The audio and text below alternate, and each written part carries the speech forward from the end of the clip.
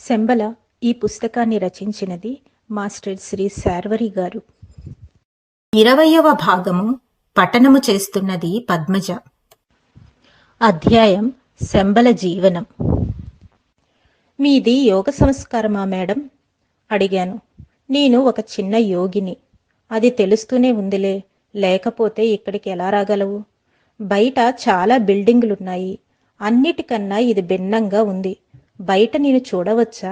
ఇక్కడ కరెంటు ఉండదా? ఎందుకు కరెంటు? వెలుతురు కొరకేగా. ఇక్కడ సహజమైన వెలుగు చాలు, అవసరమైనవన్నీ ఆటోమేటిక్గా ఏర్పడతాయి.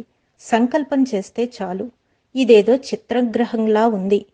ఇక్కడ జనాభా ఎంత తెలియదు, ఎవ్వరూ లెక్క చూడరు. వచ్చేవారు వస్తుంటారు, పోయేవారు పోతుంటారు, మిగిలిన వాళ్ళు ఉంటారు. నాకు నీరసంగా ఉంది. ఆమె నా వైపు చూసింది. వెంటనే నాలో శక్తి వచ్చి చేరింది. ఇది ఇక్కడ సంస్కారం. ఎవరికైనా శక్తిని ఇవ్వవచ్చు. మేము మీలాంటి మనుషులమే ఒకప్పుడు. ఇక్కడ మేము అతీంద్రియ జీవులం, మరణానంతర జీవులం, మృత్యుంజయులం. ఇక్కడ మా ఆధ్యాత్మిక ప్రగతి బయట ప్రపంచానికి అందుతుంది. మా నమూనాలే మీరు. ఒకనాటికి మీరు మాలాగా కాగలరు, శంబల రాగలరు. ఇక్కడ ఎవరూ ఎవరినీ బాధ పెట్టరు, ఎవరూ ఎవరిపైన ఆధారపడరు. అందరూ స్వతంత్రులే, ప్యూర్ ఇండిపెండెన్స్. ఇక్కడ ఎవరు ఎవరినైనా స్వేచ్ఛగా ప్రేమించుకోవచ్చు. No objection. భలే భలే అనిపించింది. ప్రేమకు కొత్త భాష్యం. అంతలో ఓ 10 ఏళ్ల పాప వచ్చి ఆమె ఒడిలో కూర్చుంది. ఎవరీ పాప అన్నట్లు చూశాను. మా పాప పేరు దేవి. ఆ పాపను ఎక్కడో చూసినట్లు అనిపించింది. ఇక్కడ పెళ్ళిళ్ళు పిల్లలు కూడానా? మీ వారేం చేస్తుంటారు అని అడిగాను. ఆయన బ్రహ్మయోగి, విశ్వనాథుడు. ఏమీ చేయడు, తపస్సు చేస్తుంటాడు. ఎప్పుడూ తపస్సు చేస్తుంటే సంసారం, పిల్లలు? ఇక్కడ పెళ్ళిళ్ళు జరగవు, ఎవరు సంసారం చేయరు, అయినా పిల్లలు కలుగుతుంటారు. ఎట్లా మేడం? ఒక తోడు కావాలనుకుంటే ఎవరో వస్తారు, మానసికంగా కోరిక తీరుతుంది. నేను ఒక తోడు కావాలనుకున్నాను. ఈ దేవి వచ్చింది. గాలిలో నుంచి వచ్చిందా? అవును, 2 ఆత్మల సంయోగం వల్ల జన్మించిన పాప దేవి. నాకు అంత ఆత్మజ్ఞానం లేదు మేడం. మీరు అనుకుంటే చాలు పిల్లలు పుడతారా? మా ప్రపంచంలో ఇట్లా జరగదు. ఎందుకు జరగదు యోగి? సద్యోగర్భాలు మీ కథల్లో లేవా? మహర్షులు దేవుళ్ళు వచ్చి పిల్లల్ని పుట్టిస్తారుగా. అవి పురాణ కథలు మేడం. ఇవి కథలే.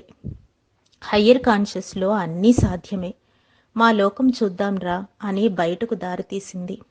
చూస్తుండగానే ఒక పర్వతం మా వైపు జరజర కదిలి వచ్చింది. ఆ పర్వతం మీద ఒక జంట ఉన్నారు, దిగంబరంగా, ఒకరి కౌగిలిలో ఒకరు ఒదిగిపోతూ. చూడండి అన్నది ఆమె. నాకేం అర్థం కావడం లేదు. అంతా గ్రాఫిక్స్లా ఉంది. వాళ్ల చుట్టూ రంగుల రింగులు తిరుగుతున్నాయి. ఒక మగ, ఆడ. ఆ రంగుల వలయాలు 2 ఒకదానిలో ఒకటి కలిసిపోయాయి. స్త్రీ గర్భం దగ్గర నీలం రంగు చుక్క ఏర్పడింది. చూస్తుండగానే అది పెరిగి పెద్దదయ్యింది. ఆమె అన్నది, అది ఆత్మలు ప్రేమించుకోవడం. ఎంతో కాలంగా ఆ 2 ఆత్మలు ఏకం కావాలని కోరుకుంటున్నాయి. ఇప్పటికి కలుసుకునే అవకాశం కలిగింది. వారు వేర్వేరు ప్రాంతాల వారు. ఇక్కడ ప్రేమలు, పిల్లల్ని కనడాలు ఉంటాయన్నమాట. ఉంటాయి. బయట మీ ప్రపంచంలో అవి ప్రేమలు, ఇక్కడ ఆత్మసమర్పణ. రోజూ ప్రేమించుకుంటారా? ఒక ఉన్నతమైన ఆత్మను బయట ప్రపంచంలో జన్మలకు పంపించాల్సి వస్తే ఇక్కడ సృష్టి కార్యం ఇలా జరుగుతుంది. తరువాత ఆ శిశువు ఆత్మగా మీ ప్రపంచంలో జన్మిస్తుంది. అది ప్రాసెస్. అలా జన్మించిన వారంతా మహర్షులు, యోగులు అవుతుంటారు మీ లోకంలో. అంతా మీ ఇష్ట ప్రకారమే జరుగుతుందా మేడం?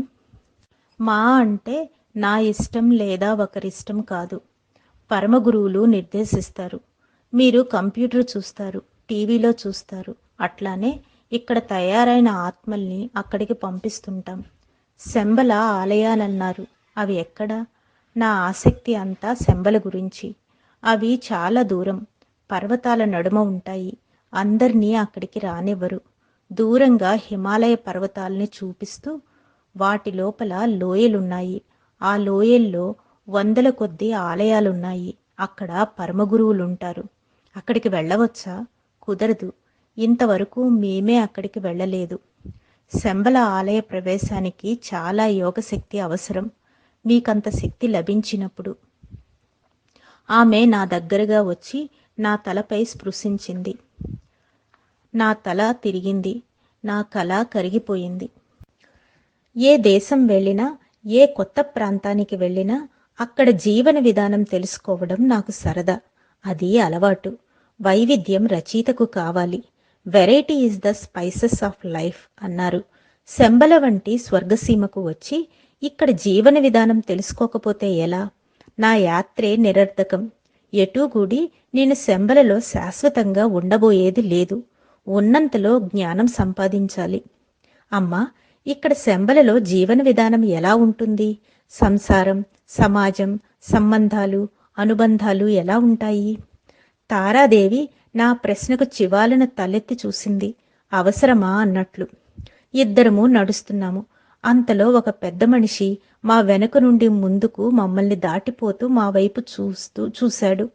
ఆయన నడక గాలిలో తేలిపోతున్నట్లుంది. పెద్ద గడ్డం అవేమీ లేవు. ఋషి కాదు. అక్కడ మామూలు మనుషులు ఉండే వీలు లేదు. వయస్సు 50 ఉండవచ్చు. కానీ 40 ఏళ్ల వయసు వాడిలా ఉన్నాడు. మా దగ్గరగా వచ్చి నా వైపు తీవ్రంగా చూసి ముందుకు వెళ్ళిపోయాడు. ఎవరో మీకు తెలిసిన వారనుకుంటా అన్నాను తారతో. అందరూ తెలిసినవారే. నాకు తెలియని వారు ఇక్కడెవ్వరూ ఉండరు. కొంత దూరం పోయి వెనక్కి తిరిగి చూసి అదృశ్యమైనాడు. ఇక్కడ అందరికీ అదృశ్యమయ్యే శక్తి ఉంది. ఇటు చూస్తే నా పక్కన తారాదేవి లేదు.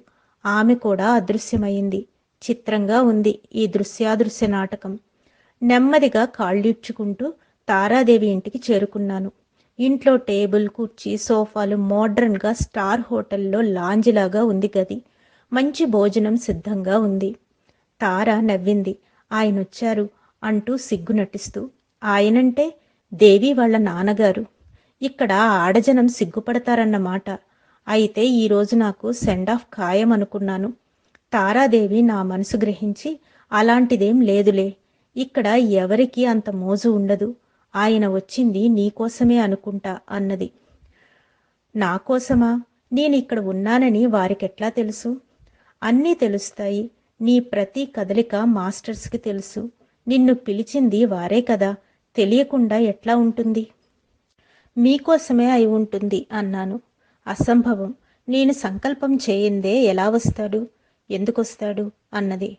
ఈ సంకల్పం ఒకటా సెల్ఫోన్లాగా? ఆయన ఏం పని చేస్తారు? ఏం పని చేయడు. ఇక్కడ అందరికీ ఒకటే పని, విశ్వరచన. శంబలలో చాలా మార్పులు వస్తున్నాయి. శంబలలో మార్పులకు అనుగుణంగానే ప్రపంచం మారుతుంది. ప్రస్తుతము ఇక్కడ సైంటిస్టులంతా బిజీగా ఉన్నారు. నా కోసం వేడి భోజనం తయారై ఉంది. నాతో ఎవ్వరూ భోజనం చేయలేదు. వాళ్లకు భోజనం తినే అలవాటు లేదట. పెద్దాయన వచ్చి కూర్చున్నాడు. ఎర్రగా బొద్దుగా ఉన్నాడు తారభర్త. దేవగురువు బృహస్పతి స్వర్గం నుండి దిగి రాలేదు కదా అనిపించింది. నిన్ను ఇందాక చూశాను. నీవే అనుకున్నాను తార పక్కన ఉంటే. నేను వినయంగా నమస్కారం చేశాను. తారాదేవి వైపు చూసి ఇక్కడ జీవన విధానం చెప్పరా అని అడిగాను. చూసి తెలుసుకో. చెప్పేందుకు ఏముందిక్కడ? అంతా గ్రహణమే. సమాజం అంటే ఏమిటి? సమాజం ఎలా ఏర్పడ్డది? ఎందుకు ఏర్పడ్డది? మానసిక శక్తికి ఆధ్యాత్మిక శక్తికి ఉన్న తేడా తెలుసుకుంటే తప్ప సమాజం అర్థం కాదు. సమాజం మానసికం. చదువుల వల్ల ఆలోచనా శక్తి పెరుగుతుంది. ఆలోచించడం వల్ల మానసిక శక్తి పెరుగుతుందని మీకు తెలుసు. మీ ప్రపంచం డబ్బు చుట్టూ తిరుగుతుంది. అవసరాలతో జీవితం పెనవేసుకుపోయింది. డబ్బు, కోరికలు కేంద్రంగా జీవిస్తారు మీరు. ఆధ్యాత్మిక రంగంలో ప్రేయర్ ఫీల్డ్ ముఖ్యం. ఎంత లోతుగా ప్రేయర్ చేస్తే అంత శక్తి మనదవుతుంది. దాంతో ఆత్మశక్తి పెరుగుతుంది. ఆత్మ సంస్కారం ముఖ్యం. అవసరాలు, కోరికలు తీరే వరకే మనసుతో పని. ఆ తరువాత ఆత్మరంగం మీదికి వస్తుంది. ప్రేయర్ని బట్టి ఇంట్యూషన్ పెరుగుతుంది. ఇంట్యూషన్ జ్ఞానానికి దగ్గరి బాట. మనసు టెక్నాలజీని మించి ఆలోచించదు. ఆత్మ సంగతి మనసుకు తెలియదు. ఇక్కడ మేము ఆత్మతో పనులు చేస్తాం. ఆత్మే అన్నీ మాకు. మనసుతో మానసిక శక్తితో పని లేదు. మీ ప్రపంచంలో మెకానికల్గా జీవిస్తారు. టెక్నాలజీ జ్ఞానం పెంచదు. ధ్యానం వల్లే జ్ఞానం పెరుగుతుంది. మనసు ఒత్తిళ్లకు ఆత్మ లొంగదు. నైతిక విలువలు పడిపోతే పతనం తప్పదు. బాహ్య ప్రపంచం సంస్కృతిని, నాగరికతను పెంచుతోంది. ఆత్మ సంస్కారం అలవడడం లేదు. ఆత్మజ్ఞానం పెరగడం లేదు. ఆత్మ బలహీనపడితే మనిషి బ్రతికినా చచ్చినా ఒకటే. టెక్నాలజీ వల్ల మనిషికి జ్ఞానదృష్టి లేకుండా పోయింది. టెక్నాలజీ పెరిగిన కొద్దీ మనిషి విలువలు పడిపోతున్నాయి. ఉద్యోగాలు, ఉపాధులు తగ్గిపోతున్నాయి. కొద్దిమంది చేతుల్లో సంపాదన చేరుతుంది. డీసెంట్రలైజేషన్ జరగదు. పరిణామం కుంటుపడుతుంది. పరిణామం ఆత్మ సంబంధం. కొంతకాలానికి జీవించడమే అనవసరం అనిపిస్తుంది. మేధ పనిచేయని మనిషిని మృత్యువు స్వాగతిస్తుంది. కొద్దిమంది ఆలోచిస్తారు, మనిషి చేయాల్సిన పనులు కంప్యూటర్లో చేస్తే మనిషి బ్రతకడం ఎందుకు? ఈ భాగాన్ని ఇక్కడితో ముగిస్తున్నాను. వచ్చే భాగంలో మళ్ళీ కలుద్దాం. అంతవరకు సెలవు. ధన్యవాదాలు.